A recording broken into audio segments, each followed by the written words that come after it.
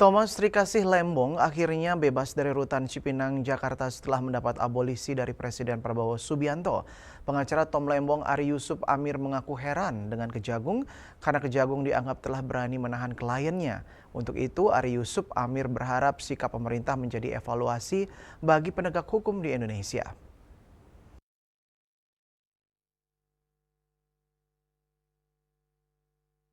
Thomas Trikasih Lembong atau Tom Lembong akhirnya bebas dari rutan Cipinang, Jakarta setelah mendapat abolisi dari Presiden Prabowo Subianto.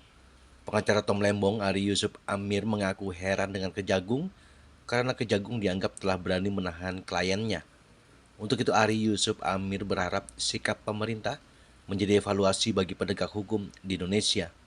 Presiden Prabowo Subianto mengajukan pemberian amnesti dan abolisi kepada dua tokoh politik yang tengah menjalani proses hukum, yakni Sekjen PDIP Hasto Kristianto dan mantan Mendak Thomas Lembong. Pengajuan tersebut disambut DPR RI yang menyetujui dua surat Presiden tertanggal 30 Juli 2025. Kita udah capek nyebut keganjilan-keganjilannya, salah satu banyak sekali. Jadi dari awal misalnya tentang kenapa prosesnya hanya Pak Tom yang diproses, menteri yang lain nggak diproses dari awal, tiba-tiba ditahan, nggak ada audit BPKP, nggak ada, sampai ke persidangan yang nggak ada niat jahat segala macam, banyak sekali.